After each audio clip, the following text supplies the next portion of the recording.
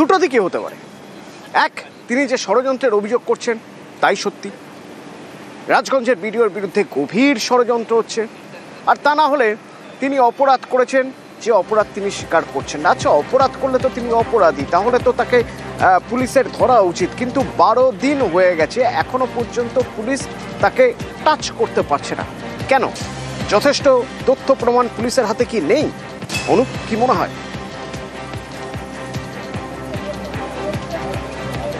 দেখো, সমস্ত তথ্য আছে, কিন্তু একেবারে যে ভিডিওর বক্তব্যই কিন্তু একেবারে তিনি দাবাং ভিডিও এমনটা কিন্তু গতকালকে স্পষ্ট করেছিল, এবং তার পরবর্তী ক্ষেত্রে বাহুবলী ভিডিও সেহেতু তাকে ধরাছোঁয়ার বাইরে এমনটা পরিবার থেকে শুরু করে প্রত্যেকে অভিযোগ করেছিল। কিন্তু শেষমেশ পুলিশের পক্ষ থেকে তারা জানাচ্ছে গোটা এভিডেন্স জোগাড় করা হচ্ছিল, ডিজিটাল এভিডেন্স জোগাড় করা হচ্ছিল, তথ্য প্রমাণ জোগাড় করা হচ্ছিল, এবং ঘটনায় কারা কারা যোগসাজশ ছিল সেই কারণে প্রথম পর্যায়ে ভিডিওর যে গাড়ির চালক রাজু ঢালি, অন্যদিকে তার বিশেষ বন্ধু তুফান থাপা, এই দুজনকে গ্রেপ্তার করা হয়েছে। পরবর্তী ক্ষেত্রে কিন্তু আরও গ্রেপ্তারের সংখ্যা বাড়বে এমনটাও পুলিশ স্পষ্ট করছে। ভিডিওর বিরুদ্ধে যে অভিযোগ উঠছে বা ভিডিওর যে ফুটেজ রয়েছে, সেই ফুটেজে কিন্তু যে একেবারে ভিডিওর যোগসাজশ, কীভাবে গোটা ঘটনা ঘটেছিল, তার ভূমিকা কী ছিল, সিসি ক্যামেরা ফুটেজে তার গতিবিধি কী ছিল, এই গোটা বিষয় কিন্তু একেবারে পরিষ্কার। আর সেখানে একেবারে প্রথমত ক্লোজ সার্কিট ক্যামেরার ফুটেজ এবং প্রত্যক্ষদর্শীদের বিবরণ কতটা গুরুত্বপূর্ণ?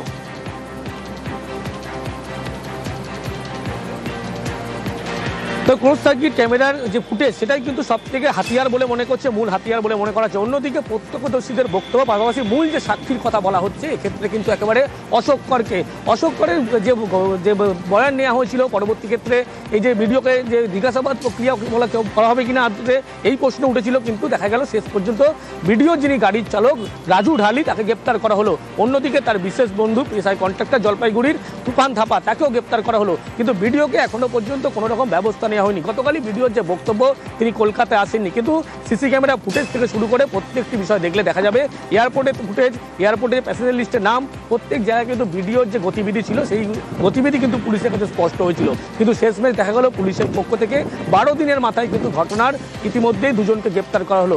2 অভিযুক্তকে আজকে আদালতে পেশ করা হচ্ছে, এবং হেফাজতে নিয়ে আরও কারা কারা এই ঘটনার যোগসাজশ ছিল, সরাসরি যুক্ত ছিল, তাদের খোঁজ চালাবে পুলিশ, এমনটাই স্পষ্ট করছে। অনুপ, এই যে আমরা বারবার বলছি যে নীলবাতি লাগানো গাড়ি, সেই গাড়ি তো ক্লোজ সার্কিট ক্যামেরার ফুটেজে বারবার ধরা পড়েছে। তো আমাদের দর্শকদেরও আমরা একবার দেখিয়ে দিই সেই নীলবাতি লাগানো গাড়ি। দেখুন, নীলবাতি গাড়ির এক্সক্লুসিভ ছবি। এই নীলবাতি গাড়ি কি রাজগঞ্জের ভিডিওর? নিউ টাউনের ফ্ল্যাট থেকে এই গাড়িতে করেই তুলে নিয়ে এসে মারধর করা হয়েছিল বলে অভিযোগ। এই গাড়িতে করেই আবার দেহ লোপাট করার চেষ্টা হয়েছিল বলে অভিযোগ। সেই গাড়ি কি রাজগঞ্জের ভিডিওর?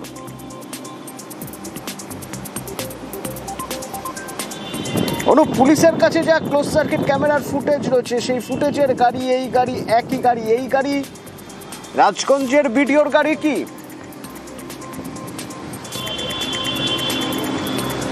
একেবারে যে গাড়ির ছবি কিন্তু আমরা দেখাচ্ছি, সেই গাড়ি কিন্তু একেবারে রাজগঞ্জের যে ভিডিও, তার কিন্তু একেবারে গাড়ির ছবি, এমনটাই কিন্তু পুলিশের পক্ষ থেকে স্পষ্ট করা হয়েছে। পুলিশের পক্ষ থেকে এই ফুটেজ ইতিমধ্যেই সংগ্রহ করা হয়েছিল গতকালকে। নিউ টাউন থানার পুলিশ, অন্যদিকে কিন্তু একেবারে বিধাননগর দক্ষিণ থানার পুলিশ, গোয়েন্দা শাখার পুলিশ, তারা প্রত্যেকে কিন্তু এই গোটা বিষয়টা দেখছিল। পরবর্তী ক্ষেত্রে গোয়েন্দা শাখার পুলিশ তারা কিন্তু এই ফুটেজ সংগ্রহ করে, এবং দেখা যায় যে দেহ যে লোপাট করার মুহূর্ত, ভিডিওর যে ফ্ল্যাট থেকে দেহ যখন বের করা হয়, তার পরবর্তী ক্ষেত্রে যে যাত্রাগাছি খাল সংলগ্ন এলাকায় ফেলা হয়, যখন তার আগের মুহূর্তে কিন্তু এই নীলবাতি গাড়িতে করেই নিয়ে যাওয়া হয়েছিল, এবং এই নীলবাতি গাড়ির যিনি চালক রাজু ঢালি, তাকেই কিন্তু গ্রেপ্তার করা হয়েছে। অন্যদিকে তার বিশেষ বন্ধু, তিনিও মারধর করেছিলেন ভিডিওর, তাকে গ্রেপ্তার করা হয়েছে। সব মিলিয়ে তিনি পুলিশের জালে। এই গাড়ি সবচেয়ে গুরুত্বপূর্ণ।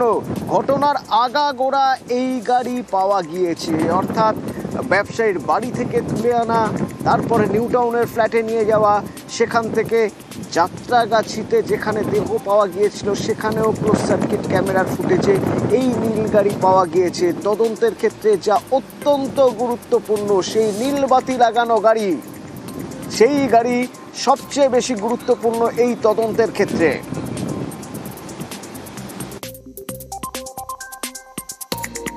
নিউটাউনের 12 দিনের মাথায় 2 জন গ্রেপ্তার, ভিডিওর বন্ধু, ভিডিওর গাড়ির ড্রাইভার। কিন্তু ভিডিও সম্পর্কে সুনির্দিষ্ট কি কি তথ্য প্রমাণ রয়েছে পুলিশের হাতে? অনুপ, ক্লোজ সার্কিট ক্যামেরার ফুটেজ তো পুলিশের হাতে রয়েছে। নীলবাতি লাগানো গাড়িতে ঘুরে বেড়াতেন ভিডিও। তো সেই নীলবাতিওয়ালা গাড়ির যদি আমরা ট্র্যাক করি সিসি ক্যাম ফুটেজ অনুযায়ী, কোথা থেকে কোথায়, কোথা থেকে কখন কোথায়, কি জানা যাচ্ছে?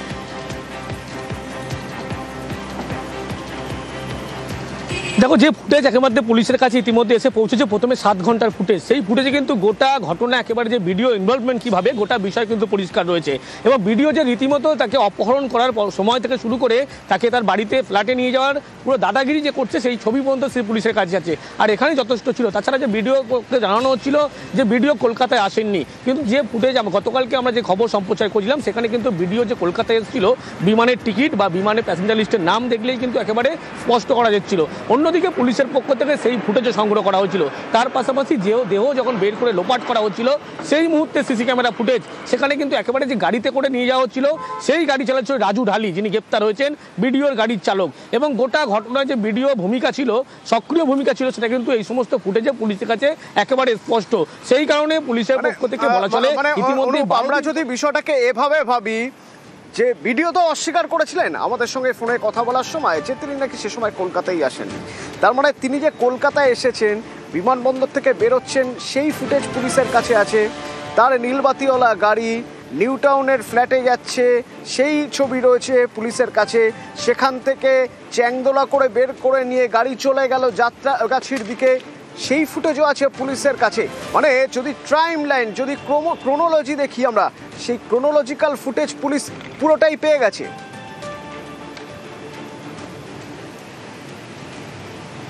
একেবারে পুরো ফুটেজ কিন্তু পুলিশের হাতে ইতিমধ্যে এসে পৌঁছেছে। যা যা একটা তদন্ত প্রক্রিয়া এগিয়ে নেওয়ার জন্য যা যা ফুটেজ বা যা যা তথ্য প্রমাণ দরকার, প্রত্যেকটি জিনিস কিন্তু পুলিশের কাছে আছে, এমনটা পুলিশের পক্ষ থেকে এই মুহূর্তে স্বীকার করা হচ্ছে। তার কারণ পুলিশের পক্ষ থেকে বলা হচ্ছে যে গোটা যে ঘটনা ঘটেছিল, অর্থাৎ যে ক্রাইম সিন হয়েছিল, অপহরণ হয়েছিল, তুলে নিয়ে যাওয়া হয়েছিল, মারধর করা হয়েছিল, গাড়ি থেকে নামানো, পরবর্তীকালে দেহ লোপাট, প্রত্যেকটি বিষয় ফুটেজ কিন্তু পুলিশের কাছে আছে। আর প্রত্যেকটি ফুটেজে কিন্তু ভিডিওর যে ভূমিকা, ভিডিওর যে গতিবিধি, সেগুলো নজর করা যাচ্ছে। আর সেখান থেকে ভিডিও কিন্তু স্পষ্ট করছে তিনি কলকাতায় আসেননি। তিনি যে মিথ্যা বলছেন বা তার কথাতেই একেবারে উত্তর পরিষ্কার হচ্ছে, সেই বিষয় কিন্তু একেবারে পরিষ্কার হয়ে যাচ্ছে। আর ভিডিও যে কলকাতায় এসেছিল তার সিসি ক্যামেরা ফুটেজ এবং যে তার গাড়ির চালক যে গ্রেপ্তার, অন্যদিকে তার ঘনিষ্ঠ বন্ধু গ্রেপ্তার। এবং এই যে পুলিশের কাছে সব তথ্য প্রমাণ রয়েছে, পুলিশ মোটামুটি ঘটনা সব সাজিয়ে ফেলেছে। পুলিশ নির্দিষ্ট তথ্য প্রমাণ এবং প্রত্যক্ষদর্শীর বয়ানের ভিত্তিতে দুজনকে গ্রেপ্তার করেছে, সেই দুজন ভিডিওর ঘনিষ্ঠ। তারপরেও ভিডিও এই ঘটনার সঙ্গে জড়িত মানতে নারাজ, বরং উল্টে তিনি ষড়যন্ত্রের তত্ত্ব খাড়া করছেন।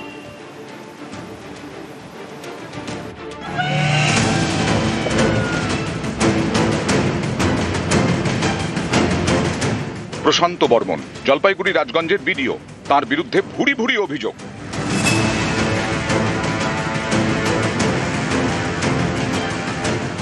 অভিযোগ 28 অক্টোবর সোনা ব্যবসায়ী স্বপন কামিল্লাকে সল্টলেকের দত্তাবাদ থেকে অপহরণ করেন রাজগঞ্জের ভিডিও, তুলে নিয়ে যান নিউ টাউনের বহুতলে।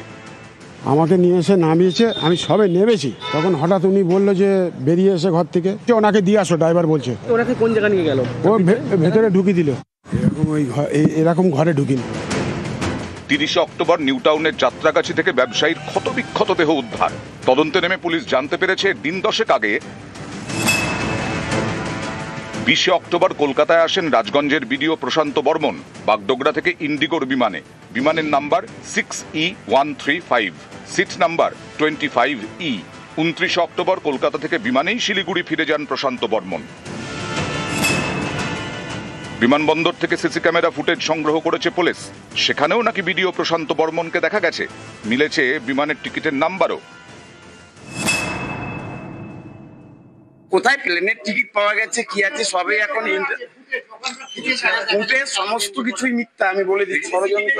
এখন বর্তমান যুগে কার ছবি কে কিভাবে ব্যবহার করছে, আর আমার ছবি আজকে শুধু নয়, আমার ছবি কালচিনি থেকে শুরু করে সবখানেই আছে।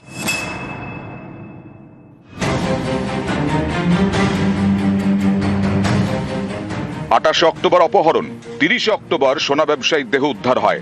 খুনের অভিযোগ ভিডিও প্রশান্ত বর্মনের বিরুদ্ধে। আমি কিভাবে চিনবো স্বপন কামিল্লাকে বলুন? আর আমার চেনার কি দরকারই আছে? আপনি কলকাতায় এসেছিলেন কবে?